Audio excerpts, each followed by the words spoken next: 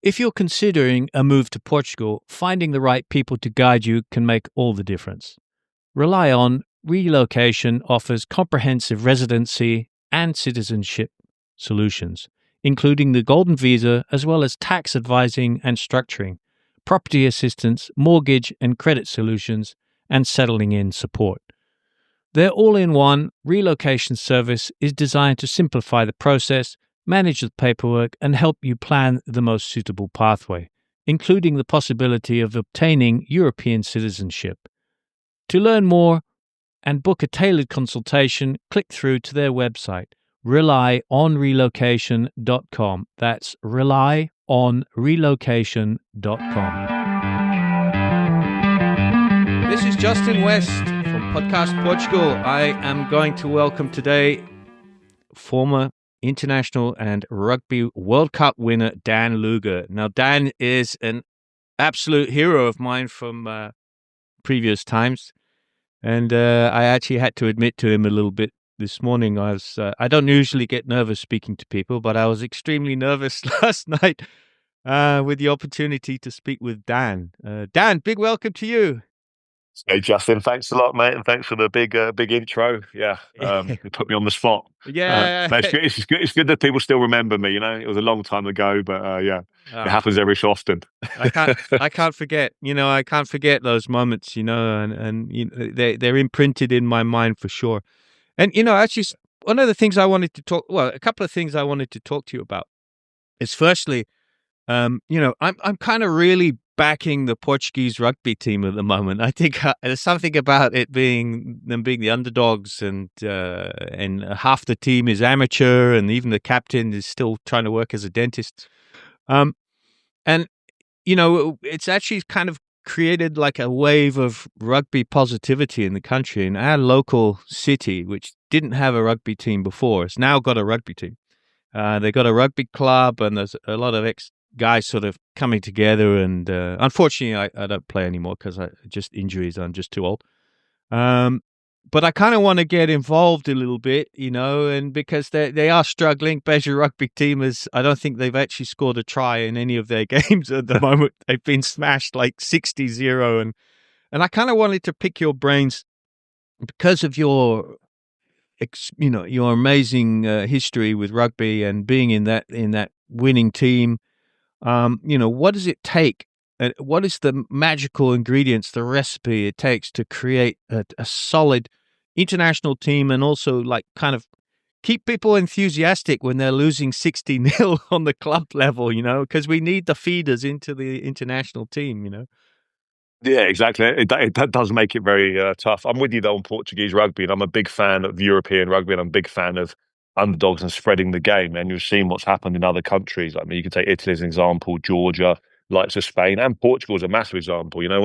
When I watch the Portuguese national team, how they play, that's how rugby should be played. They used the Latin flair. They play amazing. They play an amazing sport. That's how it should be done. So it's another thing that attracted me to Portugal as a country.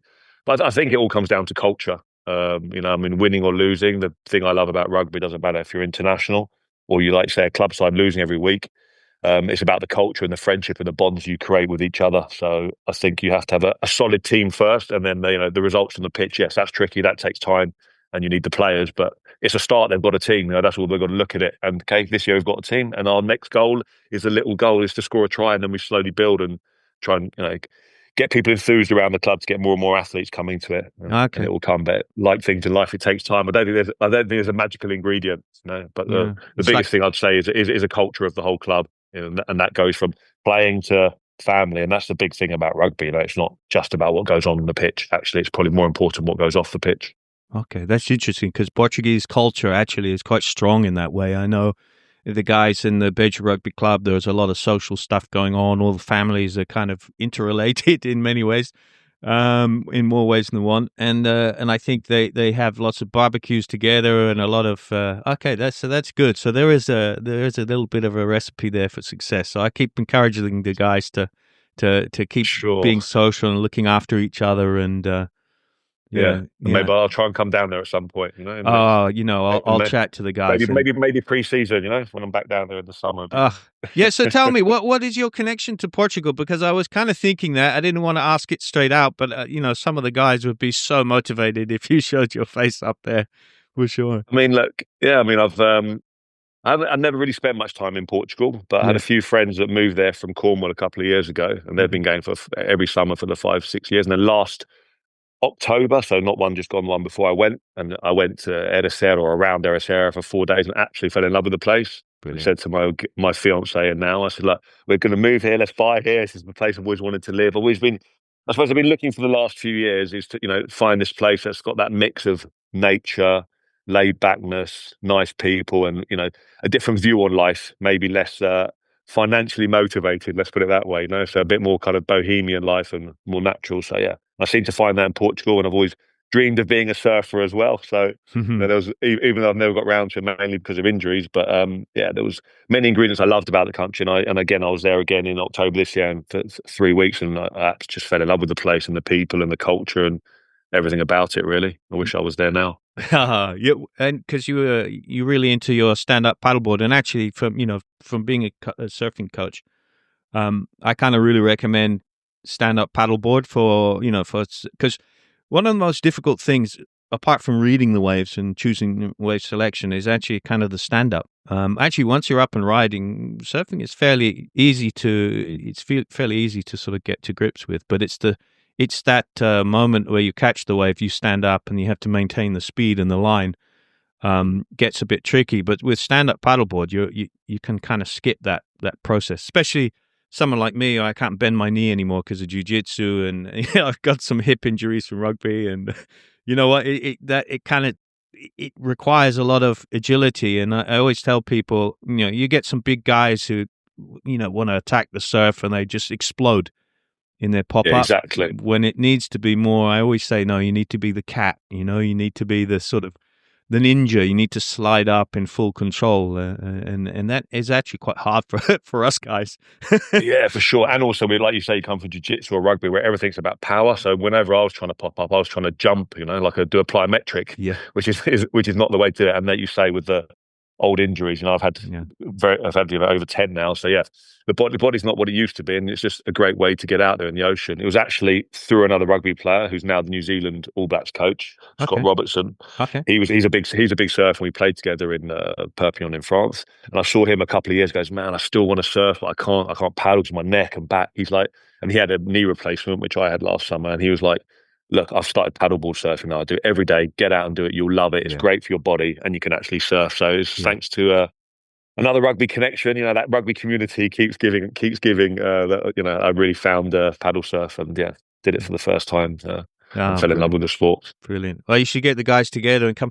I live a little bit. We used to live in Ericeira for sort of 3 or 4 years, but we tried looking for a property, and like the property prices there have just gone insane over the last few years because it is just 30 minutes into Lisbon, and as you say, it's a beautiful spot. So we moved a little bit further south, south of Sines. We kind of wanted to have the more consistent warm weather. And the coastline here, the Alentejo coastline, is just fantastic. If you're talking about nature, we have this walk where you can go from Sines all the way down to Sagres, which is just literally a natural park. You follow the coastal path, and it's you'll see some of the most beautiful natural coastline. It sounds epic. Yeah, really beautiful. I'm very excited to check out, the whole of Portugal, well, especially the coast, and do all these things. Yeah, it's a very special place. Yeah, definitely. Next time you're down, I'll take you to that coastline. You should see it. It's amazing. It really is. And the property prices here are still like pretty reasonable, for coastal living anyway. So, like you say, Portugal has gone crazy price wise in certain areas, but it's still there's still massive opportunities everywhere, and it's still even those expensive areas relative to the rest of Europe, it's still pretty reasonable, isn't it? for what you can get. I mean, we moved a little bit inland from the coast, and we managed to sort of buy a farm. We managed to buy hectares for the price of an apartment in the city. So, and how is that? So in the dream world, it's me. Like, I'd love to have like a farm. I can be self-sufficient. Yeah. I mean, that's the dream. How is it in reality? Is that? Well, Put it this way: I go outside in the morning at like about 6 o'clock with a coffee and just look at all the things I have to do for the whole day. Exactly. That is it. But there is a beautiful satisfaction of growing all your own food and harvesting your Yeah. olives. We just had the farmer around with a tractor yesterday. We're trying to plant 60 fruit trees, and yeah, it's beautiful. It's hard work, No. and things go wrong in the countryside. We get power cuts all the time. We got batteries and solars, but sometimes they don't really work so well as But this is the all idea. good prep for living off the grid or being self-sufficient. It's not even living off the grid; it's just being self-sufficient, because we never know what happens Yeah, in yeah. the You world. you need a little bit. You can buy the properties is pretty cheap, but you kind of need a little bit of income to keep it, Yeah, operational. In the way you want, because there's always the hidden costs that you don't expect. Uh, but for sure. great. So where are you living now? But yeah, I finished. I mean, it's a long time ago. I finished playing rugby in 2008 in a place called Toulon, which is in the south Yeah, of France. And beautiful. I moved to France in 2003. So I left England after the World Cup. I moved straight to France to play Okay. for Perpignan. So I've been in France, 23 years now, and it's my home. And when I finished playing rugby, I didn't want to move back to England. And I've Mhm. been to Monaco twice. I quite like it. And there's lots of relatively wealthy English people, but no ex-sportsmen there. So Yeah. maybe I'll go there and see what happens for a year and try and find a job. So I came to Monaco, rented somewhere near, and just tried to do some work experience and found a job, and eventually fell into finance, into kind of trading, Yeah. more investing in a kind of like thematic fund. And yeah, I've been here since. So kind of my home base is Monaco, Yeah. and since then I've spend a bit of time in Switzerland in the winters in a ski resort, because my fiance, she's done 10 seasons there, working as a seasonaire in different shops and stuff. So we Okay. spend time up there, and we kind of float around. And yeah, Nice. I've been looking, like I say, I've been looking for that new place to live, and I think Portugal is part of the setup for me going forward. Yeah, I fully So, yeah, recommend it. Really, yeah, it was. I was living in the Middle East, and I was in between contracts. I thought, I'll go and check out Portugal. Got a few mates here, and then I never left. I took a year off, and I thought, just going to surf a bit. Reconnect with the ocean, and I was like, okay, this is exactly what I want. The twilight years is perfect for me here. mate, exactly. Well, I think we're on the same wavelength there. Yeah. I'm done. I'm done as well. I've actually put a little offering a little bit of land to build just outside Ericeira, in Perfect. Santi Isidoro. Yeah, so I'm just waiting for that to come Nice. through, and yeah, so I'm full in, man. I'm all in. I'm all in. Great. No, I'm really happy. I'm really happy that you found that. It's really cool. So tell us all about, because the guys or, the listeners will be wanting to all know about the World Cup and that famous England team, and that camaraderie that you had, which was different, from previous or after. I know my dad, he was a little bit. He was on the 60. I think it was 69, or I think it was the 69, the last South African tour, 1969, I think. They didn't win a match, so they got pounded, I think. And Dad, but he still has. Well, no, he's passed now. He passed this year, but he still had all his mates. They had sort of every time they used to have an anniversary of that Lions tour, they all used to get together, and they used to get depressed because they used to see how much each other sort of got older, or there was one missing, or um, It happens, doesn't it? Yeah, I yeah, mean, two things. I'll start actually with our team, because we had our 20-year anniversary, obviously a couple of years ago. And since then we got there, and we looked around, and we realised, yeah, some guys are doing well, but a lot of guys are struggling, and we are getting older. We're like, wow, we did something so amazing. We're such a forget the rugby. I just think it was a great group of human beings, and okay, to kind of should be helping each other. Like a couple of guys divorced, maybe a couple of guys bankrupt, some guys maybe some other issues, if it's mental or what's going on in life. Some guys doing very well, and we're like, let's turn in and help each other. So it is amazing. So now we started a charity 2 years ago called the 2003 Champions, and obviously originally it was to look after each other, but the main focus is trying to help ex rugby players to start, but it's going to move on to all sports, transitioning from sport to real life, because it's tricky for people. This episode of Podcast Portugal is brought to you by Flow Sports. If you're into jiu-jitsu, wrestling, rugby, cycling, basketball, and many more sports, Flow Sports have you covered. Stream live events, watch exclusive behind-the-scenes content, and dive into a world of top-tier sports coverage, all on one app. Don't miss a moment. Tap the link in the show notes to start watching with Flow Sports today. Well, you've been in this bubble, in this world for 10 years, and then suddenly you're out in the real world and you're lacking the skills and just the support network. So that's what we've been doing and working very hard on it the last few years. So yeah, I can see how your dad comes to that same feeling, So we've been doing that for the last few years, and it's a very special group of people. But you do see guys getting older and things happening, like Lewis Moody, one of the greatest guys in our squad and one of the nicest people you'll ever meet. Since he stopped playing rugby, he's just done charity work, and now he's been diagnosed as NMD. So life's short, life's a weird thing. So we definitely need to look after each other and create community. And I think that's what was very special about that 2003 squad. Everyone looks at it and goes, you won the World Cup in 2003. But that squad was really together from 97, the core of the squad. I joined it in 98. We all played pretty much, out of the 30 that went to the World Cup, 18, 20 of us played in the 99 World Cup, where we lost to South Africa in the quarterfinal. And after that, our goal was, we're going to win the next World Cup. So it's not something that happened overnight, and it happened out of nowhere. It was lots of ups and downs. And that's, I suppose, what sport teaches you about life in general. It's not smooth, it's not easy. It's about having goals and setting them, but it's about keeping fighting and never giving up, I'd say. That team got together from 98, 99. That was our focus for that next World Cup, and we went through many ups and downs.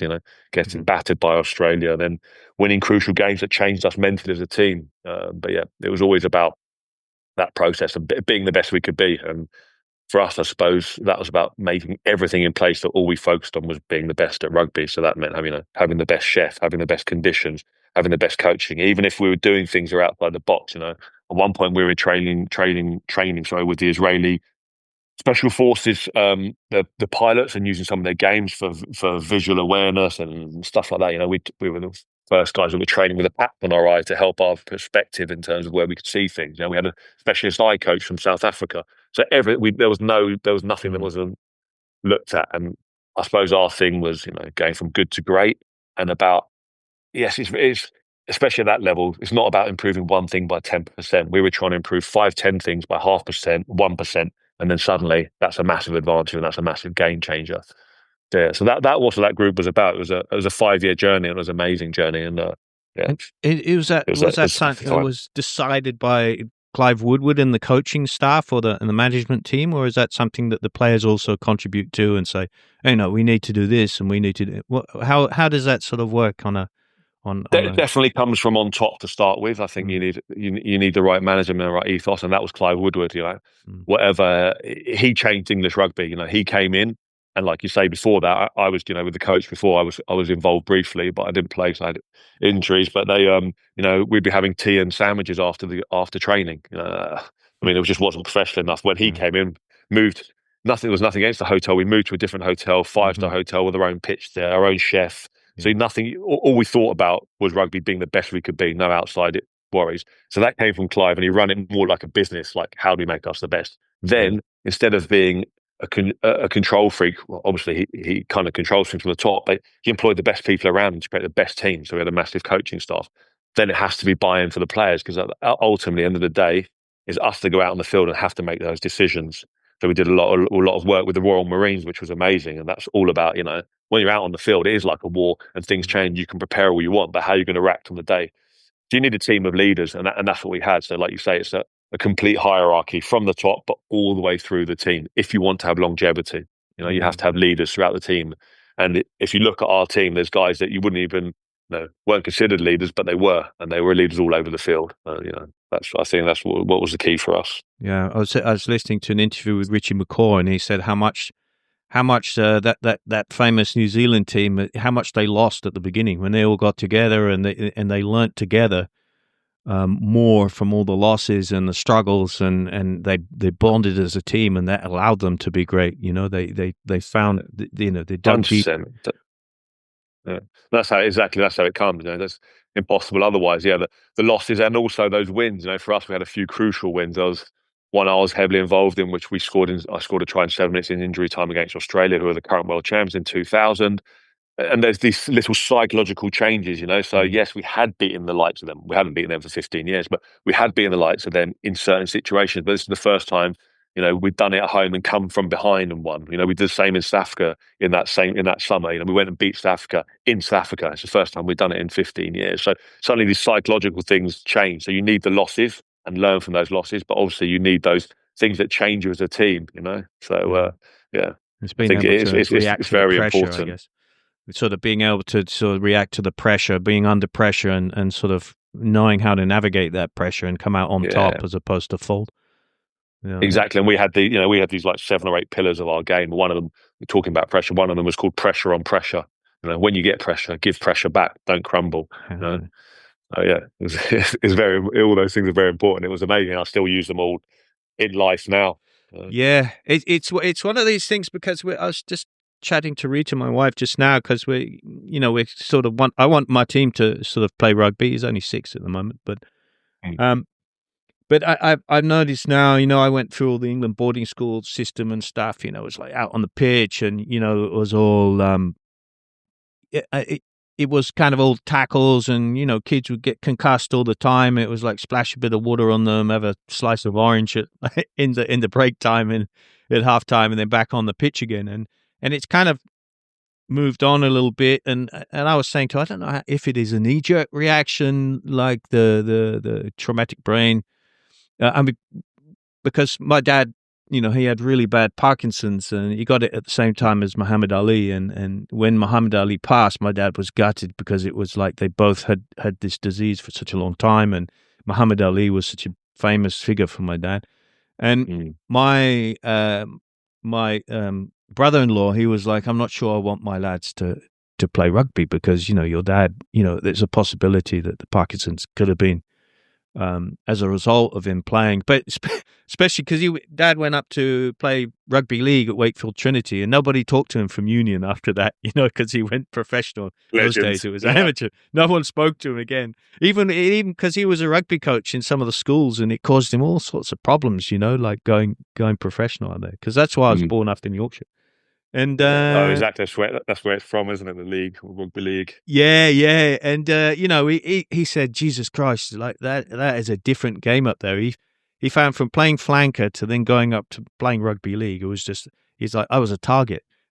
He used to target other people, but he realized that he was the target. The soft southerner coming up north for sure, playing for England. I mean, on those, I'm not. That I know there's this big thing. I think rugby's the safest it's ever been. I think it's a better game and more physical than when I played because the athlete. I mean, look at the athletes now; they're just immense. Look at the Ben Ells of the world. All these guys, all just physical specimens, and they can play. And I think they're the beauty of the I suppose it's probably similar to jiu-jitsu, but rugby maybe even more so because you have to run and stuff. They can do everything. They're kind of all-encompassing athletes.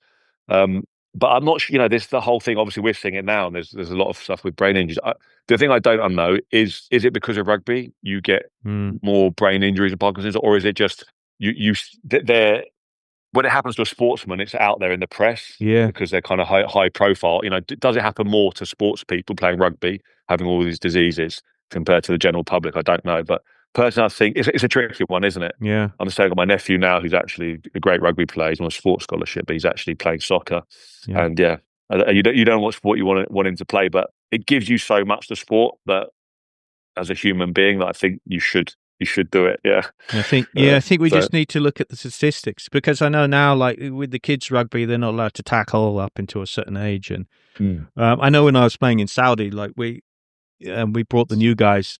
We sort of, the rugby clubs there. One of our sort of remits was to get the local Saudi guys involved with playing rugby, and of course, if you're in your late teens or 20s, you can't just suddenly go and scrum because it's so technical. You're going to get injured. And these guys come from soccer, athletics, like 100, 200 meter sprinters, and basketball. The basketball players were fantastic.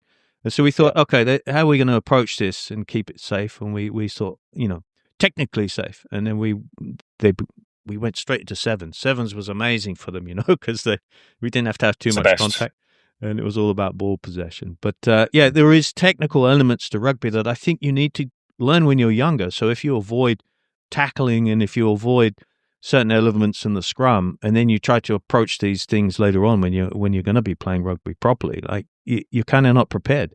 It's a very good point. It's a very good point. And you're more developed, you're more chance of injury. Like when you're young, you bounce off things. So that's the time to learn these skills, isn't it? Yeah. You're so right. It's even like I want to be a surfer, but I'm starting at 50 years old. So it's not quite the same in terms.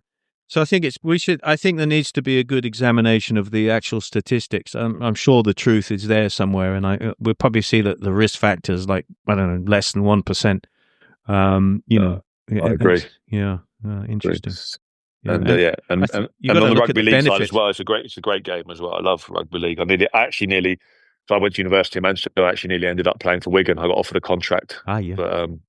But at the time, Union went professional the same year, so I got saved. Yeah, exactly. But I grew up watching Wigan and absolutely loved them, Yeah, it's massive. I noticed, I got a few New Zealand friends and they live in Australia, and they don't follow rugby union in Australia at all. They just follow the rugby league.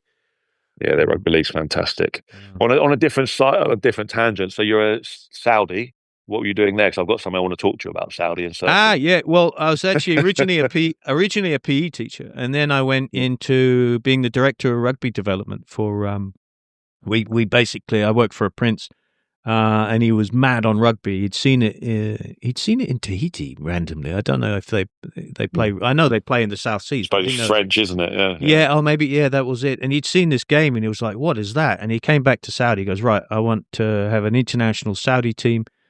And how are we going to do that? And he asked me that question, and I said, okay, well, firstly, we need to take all these beer drinking expat clubs that were completely amateur and sort of try somehow navigate the cultural differences of the local Saudis who were not allowed to drink beer, into this club environment. So there was a lot of friction, as you can imagine, so, and a lot of security issues. Like we just simple training for the Jeddah Rugby Club. We had to have IDs, and it was crazy security issues just to have Saudi locals to play on a rugby pitch. So, but anyway, we kind of consolidated all the rugby teams when we were sort of responsible. The guys that are playing rugby before, sort of introducing these kids into playing rugby. We did it in the school level, we did it on the club level. And now I'm really proud because the captain of the Saudi rugby team is is a guy that we played with. We literally gave him his first pass. A fantastic, phenomenal athlete. He could run like a gazelle. Like 100-meter sprinter. He was so fast, and nobody could catch him. Sevens. He got the ball. Nobody could catch him, and he was great with tackling as well. Defense, like he would sprint the length of the pool and just grab someone at the back of the shirt, and pull them down. Fantastic. But so that's how I ended up in Saudi, and I worked in a few other things as well related to the Prince, and then moved back to Europe. What do you want to ask me about? I love Europe, but the reason I was mentioning it is actually there's a good friend who used to play rugby with Saracens. He's part of this. There's a Red Sea project they're doing there. Yes. And they're opening a wave, and it's open it's kind of open now, but it's open next year officially. Yeah, I was planning on going to check it out in February. Well, you know what? I actually sent because they have they had a careers. They got a careers bit on their website, and they're asking for surf instructors. And I sent my CV and saying, look, let's not do. You don't just want to teach people to surf. You want to try to get a whole Saudi surfing Olympic team together. So I sent them all presentation. So I don't know. I haven't had a reply yet, but. We'll discuss this later. Yeah, that'll be amazing. I know a few people there. Oh, Steve, really? My friend, he's very high up in the Red Sea project, and another guy who plays sevens for France, who I saw recently. He's in charge of their investment authority for sports. So, okay, brilliant. We should connect on that. Yeah, well, I sent them the whole presentation about what I did for Saudi rugby, and I said we can do it for Saudi. Because I've seen some, even just some. Actually, down to the images that they've just put some renderings, and I'm looking at the wave. It doesn't look like a surfable wave just from the renderings. They kind of need to understand how to make a drawing of a surfable wave to make it attractive, just little things like that. But I know that it's, it's part of a massive park, right? Qiddiya, is it called Qiddiya or something? Al Qiddiya? I'm not exactly sure, but yeah. Wow, fantastic. I mean, anything in Saudi, they when I lived there, it was always, it always felt like it could just do anything. you felt there was no limitations. You could have a really good idea. You could get backers and people would listen to you. They would give you money. I mean, the whole Saudi thing with the rugby was fantastic. Exactly. We used to fly. We went and played in Dubai Sevens, and we used to fly first class. We got picked up by stretch Hummers. We had this nightclub there. We had the whole VIP area, and the South African and the Australian guys turned up, and they were looking into our VIP area, going, What team are you? Who are these guys? Who are you?" And we're like, "Oh, we're Saudi. We're playing from Saudi. We're Jeddah Rugby Club." And they were like, we're like, "Come in, have some beers." And they were loving it, going, "Oh, we want to come and play for you guys." It wouldn't be hard, would it? Yeah, exactly. The guys going. Yeah. Fantastic. Yeah, no, nice. I mean, so that the other thing you could get involved with for sure here in Portugal would be the rugby. Eddie said it's got quite a keen rugby club. I know that they were struggling a little bit last time I spoke with them about getting numbers, just getting kids playing, and football here is really, really popular and of course, yeah. Inline. I think rugby fits really nicely with the surf culture. I do. Kind of, it's a similar ethos again, like we talk about. It's about family and being in nature and progressing, but it's not about ego. That's the thing. I think that's the same in the surf culture. I don't know enough about it, but in rugby it definitely is. You can have the best player in the world, but he hasn't got a big ego because you need your teammates around you. It's like any contact sport, I think. Yeah. Well, you'll get put on your ass at some point if you've got too much of an ego. From my opinion, from rugby, and then I find more similarities with that with jiu-jitsu. So we moved to Beja, and our son's been doing jiu-jitsu since he was 2. So we literally went to Beja jiu-jitsu, and my team started it, then I went into it, and then Rita went training. So the whole family now trains jiu-jitsu, and so it's a real, like you were saying, there's no egos. You get put on your ass a lot, then you all have a beer afterwards, have a barbecue. And I find that the jiu-jitsu community is really similar to the rugby community. It's life, mate, isn't it? Yeah. What's life about, Yeah. Surfing sometimes getting not. Up and going. Surfing kind of is like people, a lot of the top guys, they just don't want other people surfing in the same waves as them, So this is the thing I've learned about surfing, the local vibe, Yeah, it's a bit weird, and also the fact, like, it's a sport that cannot take massification. It can't take too many people. That's the whole problem with the sport, and it actually it's sort of kind of by its nature it's completely selfish. I surfed for many years, and I was just wanting to be in the ocean, but you end up sort of, you want to try to get away from people. You want to try to, you always want to take your own waves. It ends up being like a little bit less community, less sharing, if you know what I mean. That's true. Maybe as well, that was my approach. Like you say. Yeah, but it's kind of like exactly you want to be in nature by yourself and enjoying that aspect of it as well, don't you? So it becomes a bit more individual. Yeah, cool. All right, man. So what's the plans for your future? You got the charity, right? So I'm definitely going to leave a link in the show notes to get direct people there, find out more information. What else can I do for you? Yeah, I mean, no, you know what? I just, like I say, again, going back to the beauty of sport, I had my first life with a whole professional life, everything from starting to finishing, from 18 or whatever it was to, by the time I finished 33, 34, then it was finance was kind of my next life. And that was I did enjoy finance from a point that you learn about the world and you see what the world's about, but it was always kind of a means to an end. And my goal had always been freedom. And freedom for me means, not having loads of debt, being able to do what I want to do when I want to do it, and be my true self, And so I think I've kind of created that for myself in a certain way. Everyone's needs are different, but for mine, and now I'm looking for that third treadmill of life, I call it, the third life. The third one's going to be heavily involved in Portugal in some way, and south of France as well. It's going to be something more to do with sport, nature, and kind of human enhancement, let's call it, if that's from nice. biohacking to being the best you can be as an athlete, to all that kind of thing. So and I think Portugal's a big part of that.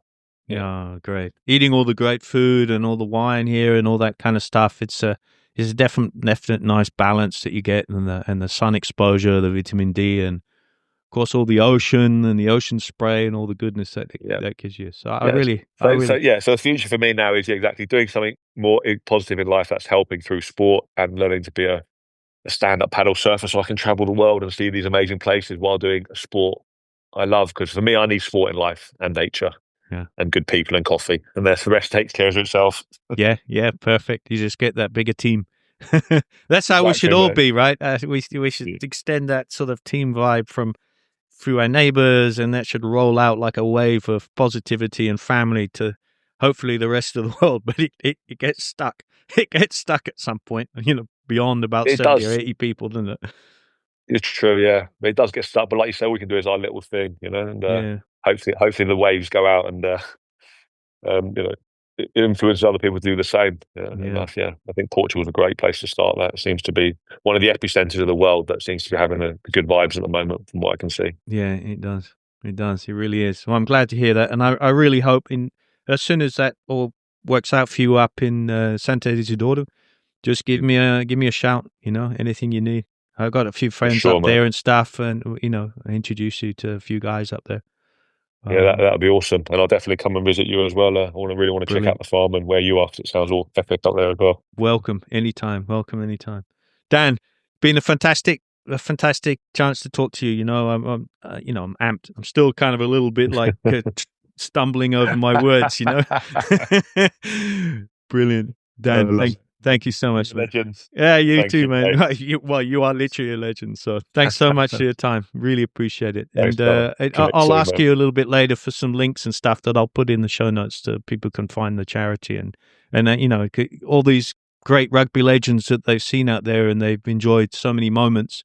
Maybe they can look at helping them out a little bit by giving something to your charities and stuff. That would be very cool. Sounds good, mate. Thanks a lot, man. Have a great day, yeah? Yeah, you Chat too. soon. Take care. Bye, Thank mate. you. Bye. This is Justin West from Podcast Portugal. Thanking Dan. What a great interview. Thanks so much, Dan, for all of the happy moments over the years. And let's go.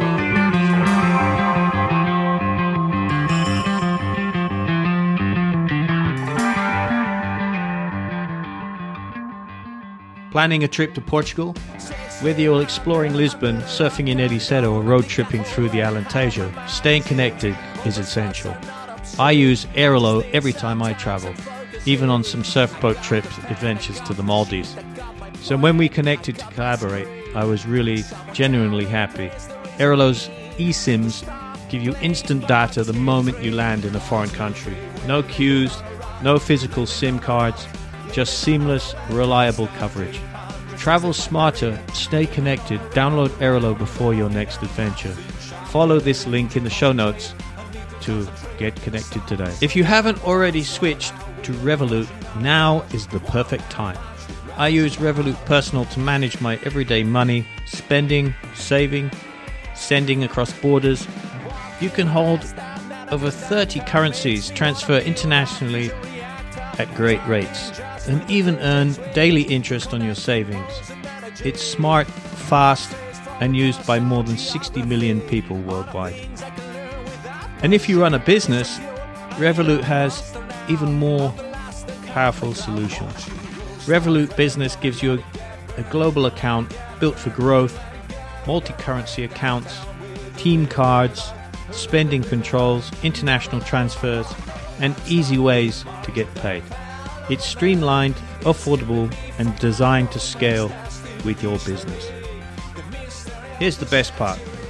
Sign up for Revolut Personal with my link below and join me on one of the most advanced money apps available. And if you're a founder or a business owner, use my Revolut Business referral link and get your first month with no subscription fees. Whether it's for your personal finances or your business, Revolut has you covered, all in one place.